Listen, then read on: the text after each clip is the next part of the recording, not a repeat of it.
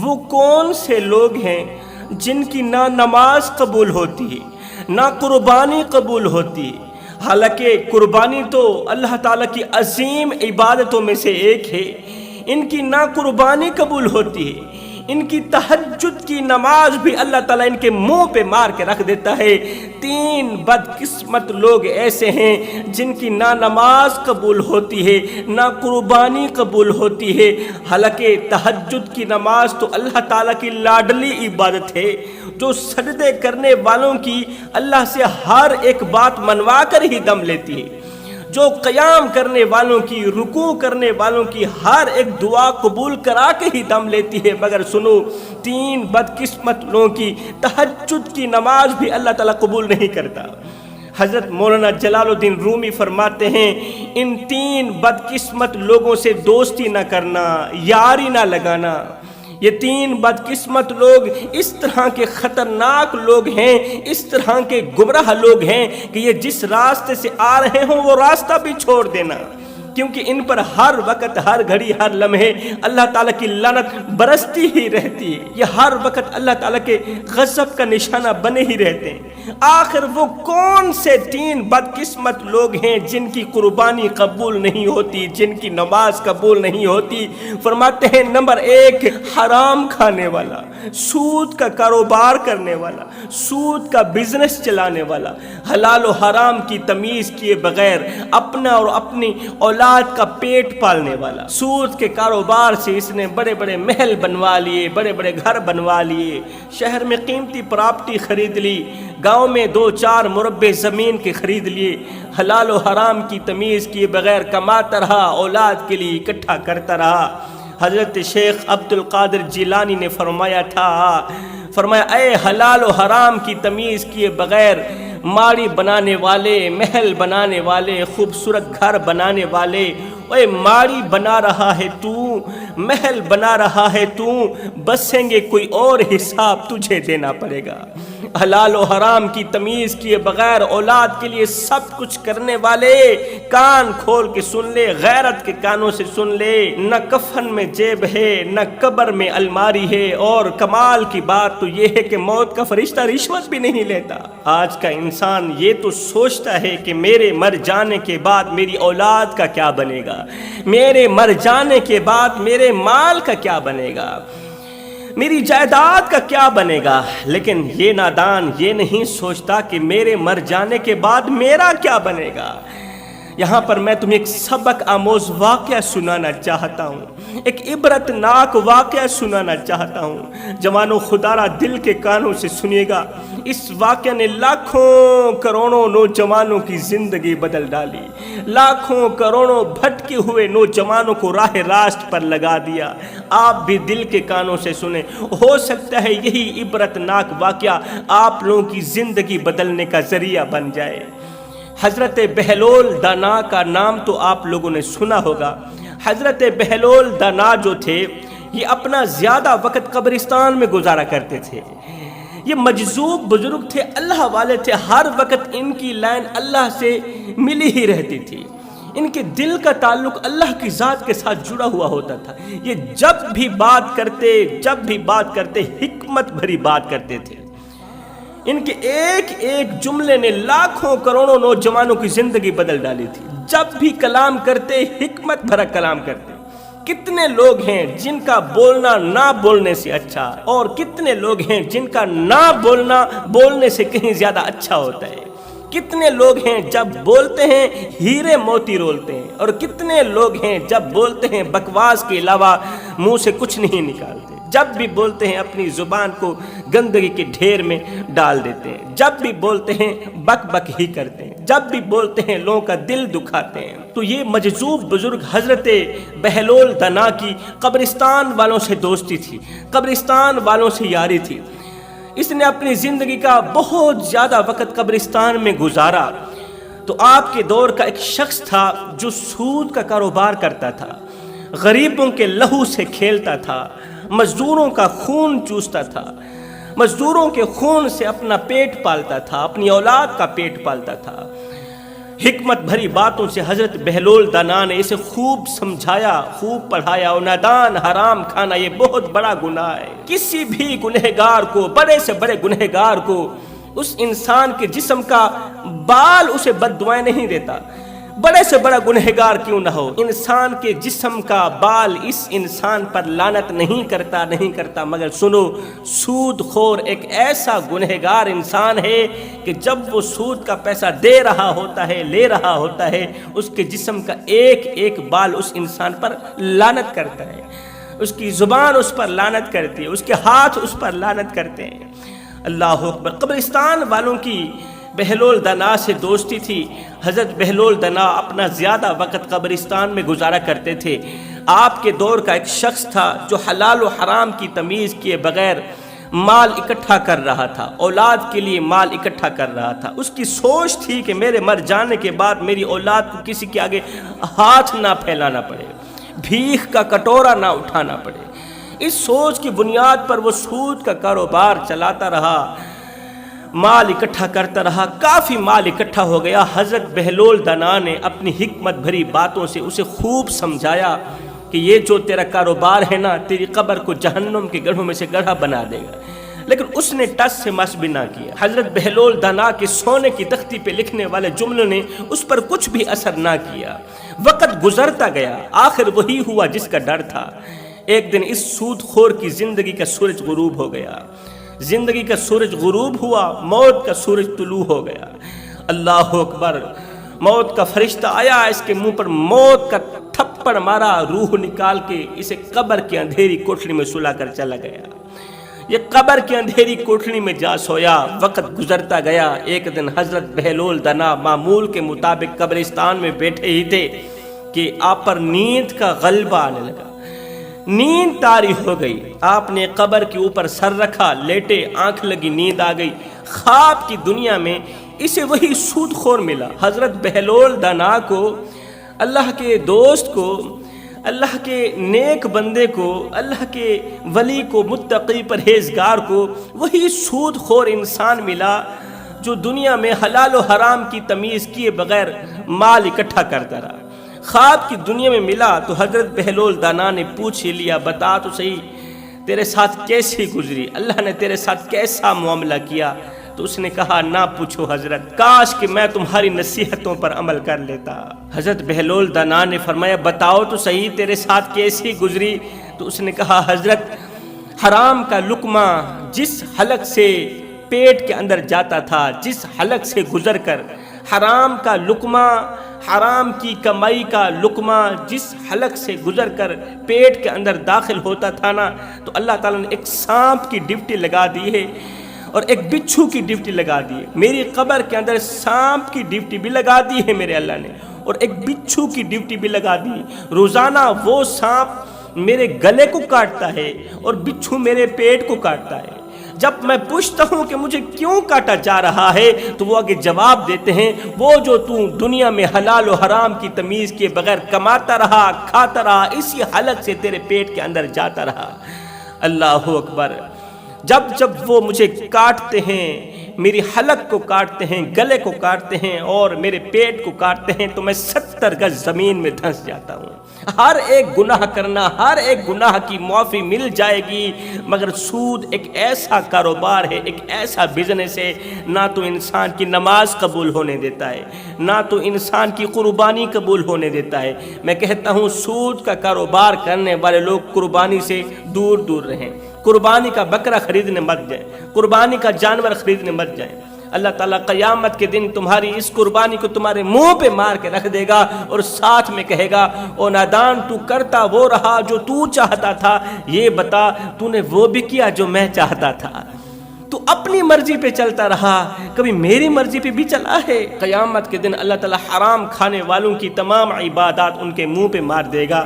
اس لیے میں کہتا ہوں، اگر تم بھی حرام کے گناہ میں مبتلا ہو، حرام کھانے میں مبتلا ہو، تو خدا را اس گناہ سے جلد از جلد توبہ کر لو، توبہ کر لو ورنہ تمہارا کوئی بھی عمل قبول نہیں ہوگا۔ پوچھا گیا حضرت دوسرا گناہ کون سا ہے؟ پوچھا گیا حضرت دوسرے وہ کون سے لوگ ہیں جو قربانی جیسی عظیم عبادت سے محروم رہتے ہیں، اللہ تعالیٰ ان کی قربانی قبول نہیں ہونے دیتا؟ فرمایا دوسرے لوگ بیٹیوں کا حق مارنے والے، بہنوں کا حق کھانے والے، باپ کی وراثت سے بہنوں کو ان کا حق نہ دینے والے۔ یہاں پر میں تمہیں ایک اور سبق آموز واقعہ دیتا چلوں۔ 3 بھائی تھے، ان کی ایک ہی بہن تھی۔ 3 بھائی ایک ہی بہن۔ جو بڑا بھائی تھا اس کی زندگی کا سورج غروب ہو گیا تو بڑا بھائی فوت ہو گیا، مر گیا، اس دنیا فانی سے رخصت ہو گیا۔ اب جب بھائی مرتے ہیں تو سب سے زیادہ بہنیں روتی ہیں، بہنیں چیختی ہیں، سب سے زیادہ روتی ہیں۔ بیٹیوں سے بھی بڑھ کر بہنوں کو رونا آتا ہے، بیٹیوں سے بھی بڑھ کر بہنوں کو غم آتا ہے جب بھائی مرتے ہیں، جب بھائیوں کو گھر سے جنازہ نکلتا ہے۔ احساس کربلا تجھے ہو جائے گا ضرور، میت کسی عزیز کی سر پر اٹھا کے دیکھ۔ موت جس کا نام سنتے ہی انسان کا بدن کانپنے لگ جاتا ہے، انسان کے چہرے پر پریشانیوں اور مصیبتوں کے آثار نمودار ہونے لگ جاتے ہیں۔ موت جس گھر میں آ کے ڈیرا ڈال دے تو ماؤں کی گود خالی ہونے لگ جاتی، بہنوں کا سہاگ چھن جاتا ہے، بیٹیوں کا فیوچر بظاہر تاریک نظر آنے لگ جاتا ہے۔ تو اسی موت نے بڑے بھائی پر حملہ کیا، روح نکال کر چلی گئی، بڑا بھائی فوت ہو گیا۔ اب بجائے رونے کے، بجائے چیخنے کے، بجائے غم کرنے کے، بجائے ارمان کرنے کے، لوگوں نے دیکھا کہ ان کی بہن ہنس رہی تھی، ان کی بہن مسکرا رہی تھی۔ جوان بھائی کی موت نے بہن پر کچھ بھی اثر نہ ڈالا، جوان بھائی کی جدائی نے بہن پر ذرا بھی اثر نہ کیا۔ لیکن جب عزیز و اقارب نے اس نوجوان کی میت کو اٹھا کر قبرستان لے گئی اسے دفنانے کے لیے، تدفین کرنے کے لیے، تو لوگوں نے اس کی بہن کو قبرستان کی طرف بھاگتے ہوئے دیکھا۔ اللہ اکبر! قبرستان پہنچی، بھاگتے بھاگتے عزیز و اقارب، دوست، رشتہ دار سب لوگ بھائی کی میت کے گرد کھڑے ہیں۔ ایک بہن ہے جو دوڑتی ہوئی بھائی کی میت کے قریب جا کر بیٹھتی ہے، اس کے سینے پر ہاتھ رکھتی ہے، مرے ہوئے بھائی کے سینے پر ہاتھ رکھتی ہے اور آسمان کی طرف دیکھتی ہے۔ پھر ایک دم اس کی آنکھیں چھم چھم برسنے لگتی ہیں، رو کر کہتی ہے، یا اللہ، ان تمام لوگوں کے سامنے میں دعا کرتی ہوں میرے اس بھائی کو کبھی بھی معاف نہ کرنا، میرے اس بھائی کو کبھی بھی معاف نہ کرنا۔ اللہ، تو اس کے بچوں کو اس طرح غریب کرنا، اس طرح لاچار کرنا جس طرح اس نے میرے بچوں کو لاچار کیا، جس طرح اس نے میرے بچوں کو غریب کیا۔ اللہ، تو اس کے بچوں کو اس طرح رلانا جس طرح اس نے میرے بچوں کو رلایا۔ یہ ایک بہن بھائی کے حق میں بد دعائیں کر رہی ہے۔ اللہ، یہ وہ ظالم، یہ وہ بدبخت ہے جس نے مجھے باپ کی وراثت سے محروم رکھا، باپ کی وراثت سے مجھے حصہ نہیں دیا۔ اس کے کتے دودھ پیتے رہے، اس کے کتے گوشت کھاتے رہے، لیکن میرے بچے 3 دن کی بھوک کاٹتے رہے، 3 دن کا فاقہ کاٹتے رہے۔ جب میں اس کے دروازے پر باپ کی وراثت مانگنے آتی تھی تو یہ مجھے دھکے دے کر گھر سے باہر نکال دیتا تھا۔ مجھے لگتا تھا میرا بھائی قیامت تک زندہ رہے گا، مجھے لگتا تھا میرا بھائی قیامت تک باپ کی وراثت کا جو اسے حصہ ملا ہے قیامت تک بڑے مزے سے کھائے گا، لیکن یہ نادان نہیں جانتا تھا کہ موت بالکل قریب ہے، زندگی کا سورج ڈھلنے والا ہے۔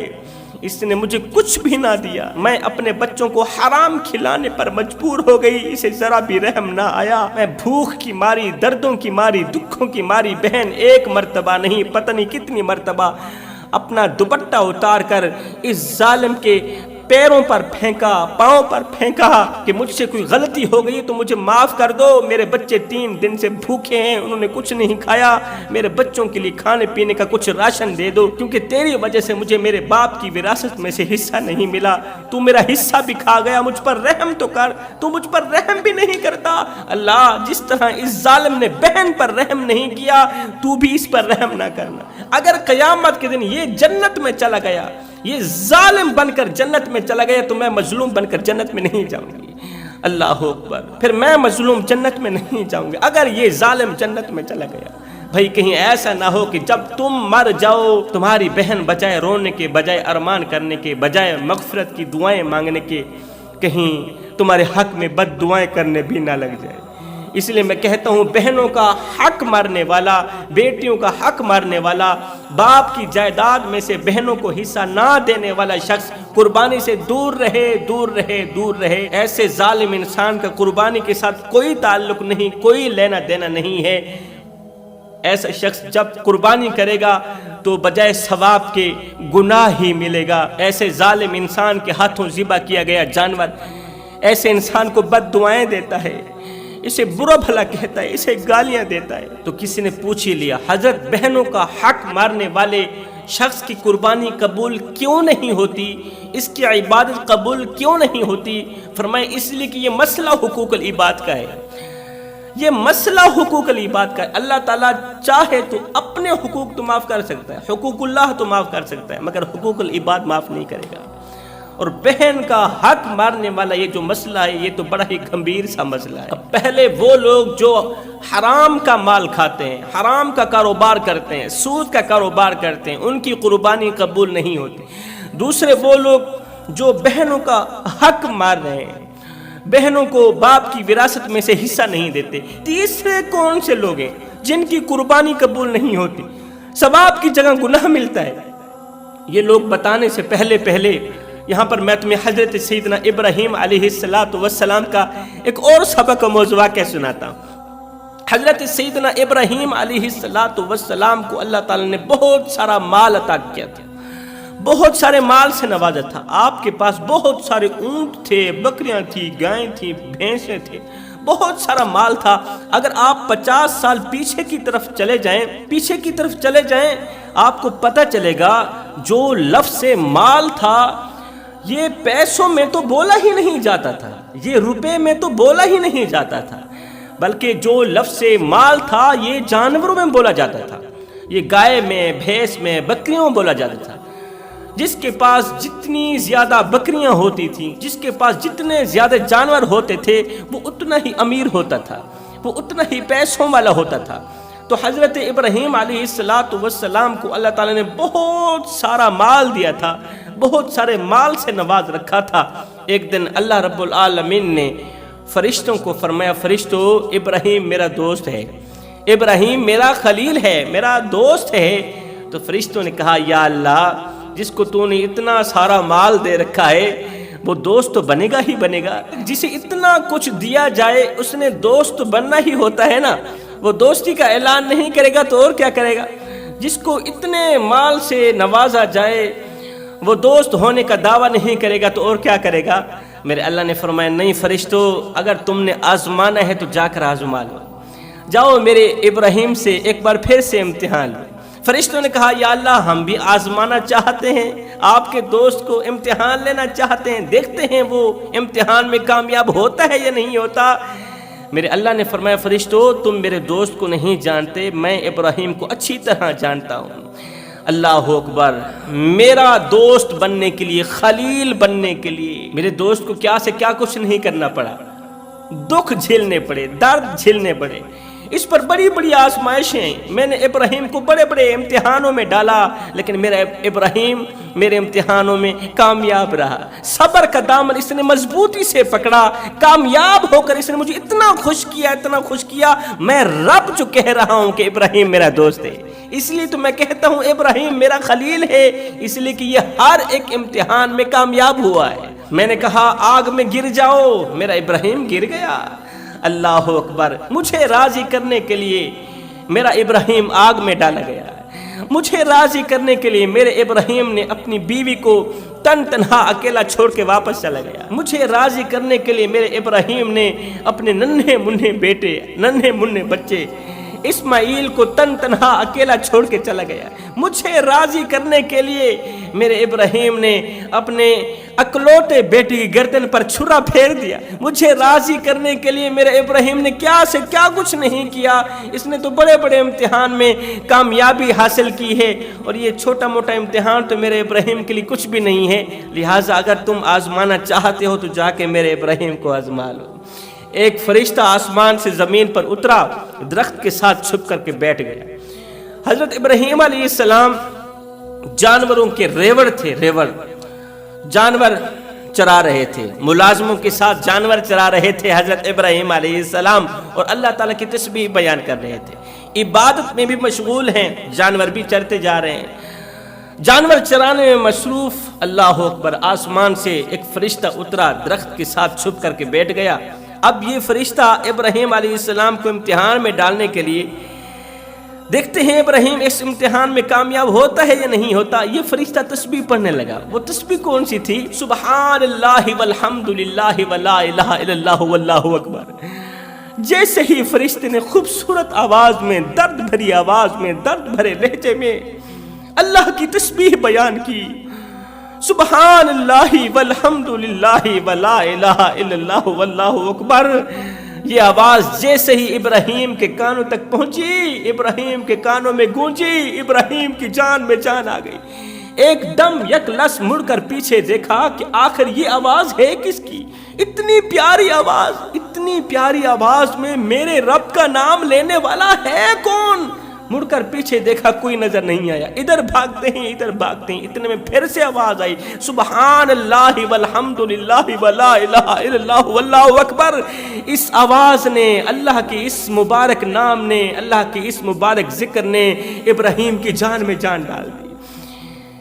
ابراہیم بھاگتا ہے، دوڑتا ہے، ادھر بھاگتا ہے، ادھر بھاگتا ہے کہ جاؤں دیکھوں تو صحیح، اس بندے کی زیارت تو کروں جو میرے رب کا اتنا پیار سے نام لے رہا ہے، درد بھرے لہجے سے، پیارے لہجے میں میرے اللہ کا ذکر کر رہا ہے، اس بندے کو دیکھوں تو صحیح، زیارت تو کروں۔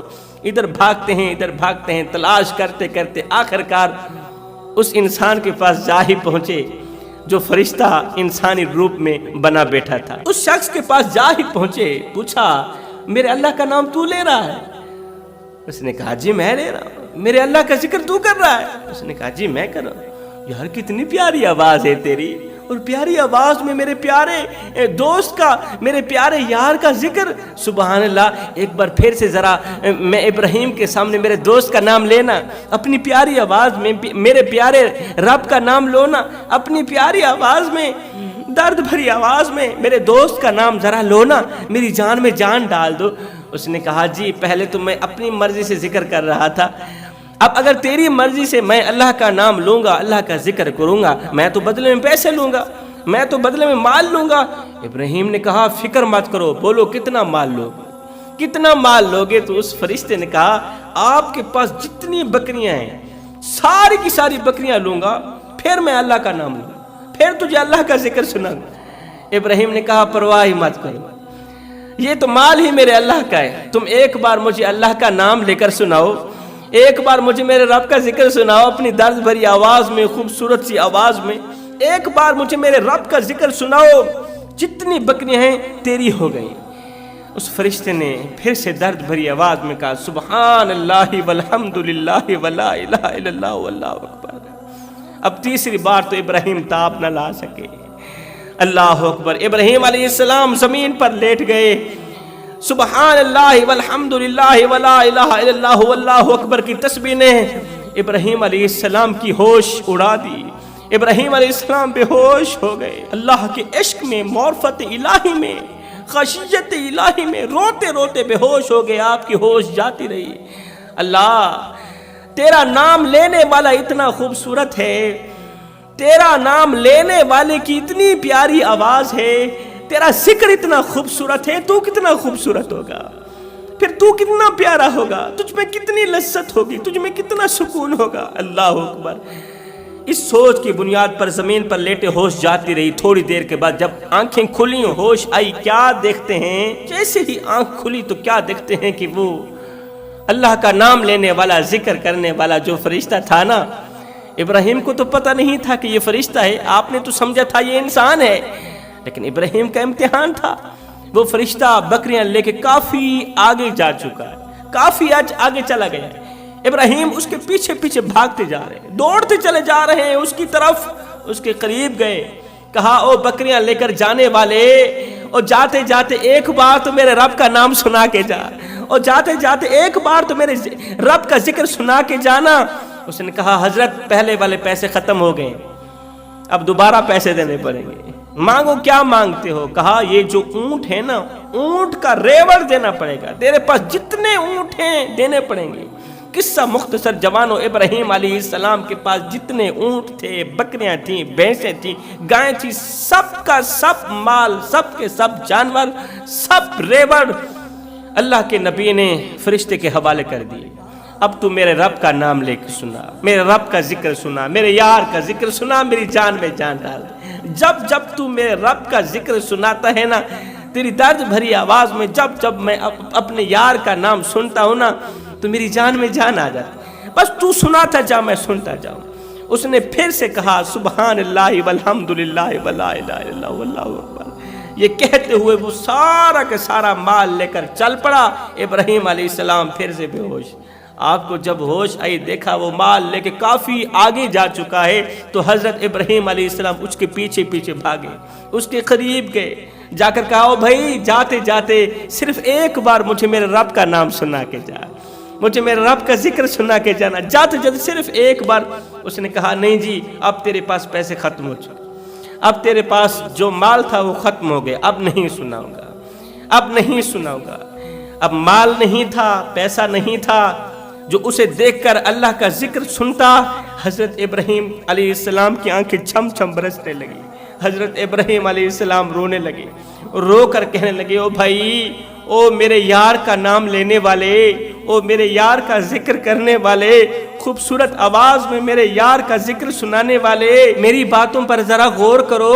بکریاں تو لے کے جا رہے ہو، اونٹ تو لے کے جا رہے ہو، جانوروں کے ریوڑ تو لے کے جا رہے ہو، اور ان جانوروں کو چرانے کے لیے آپ کو چرواہے کی ضرورت تو پڑے گی نا، آپ کو چرواہا تو چاہیے ہوگا نا، آپ کو ملازم تو چاہیے ہوگا نا۔ بس اس طرح کرو، نہ تو میں تم سے روٹی مانگوں گا، نہ تو میں تم سے پانی مانگوں گا، میں تم سے کچھ نہیں مانگوں گا، بس تم مجھے میرے رب کا نام سناتے رہنا، میں تیری بکریاں چراتا رہوں گا۔ بس تم اپنی درد بھری آواز میں مجھے میرے رب کا ذکر سناتے رہنا، میں تیرے جانور چراتا رہوں گا، میں تیری بکریاں چراتا رہوں گا، میں تیری بھی نوکری کرتا رہوں گا، تیرے جانوروں کی بھی نوکری کرتا رہوں گا، تیرا بھی ملازم بن کر رہوں گا، تیرے جانوروں کا بھی ملازم بن کر رہوں گا۔ تو نہ تو مجھے روٹی دینا، نہ پانی دینا، مجھے کچھ بھی نہ دینا، بس مجھے میرے یار کا نام سناتے رہنا، اپنی درد بھری آواز میں، پیار بھری آواز میں مجھے میرے رب کا ذکر سناتے رہنا۔ یہ سنتے ہی فرشتے کی آنکھیں چھم چھم برسنے لگی، فرشتہ رونے لگا، کہنے لگا اے اللہ کے نبی، ایک بار مجھے اپنے سینے سے لگاؤ نا۔ اللہ اکبر، اللہ کے نبی نے فرشتے کو اپنے سینے سے لگایا۔ فرشتے نے کہا میں تو آپ کا امتحان لینے آیا تھا، مبارک ہو، آپ اس امتحان میں بھی کامیاب ہوئے۔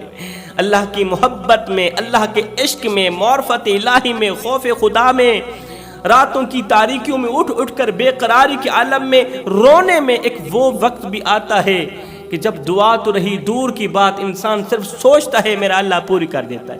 اب تیسرے وہ کون سے لوگ ہیں جن کی قربانی قبول نہیں ہوتی، ثواب کی جگہ انہیں گناہ ملتا ہے، وہ ہے شرک کرنے والے لوگ، اللہ کے ساتھ کسی کو شریک ٹھہرانے والے لوگ۔ اللہ اکبر۔ تو یہ 3 گناہ کبھی نہ کرنا۔ اگر آپ ان 3 گناہوں میں مبتلا ہیں تو جلد از جلد اللہ سے توبہ کر لو، معلوم نہیں پھر فرصت ملے نہ ملے، معلوم نہیں پھر یہ زندگی کے لمحے ملے نہ ملے۔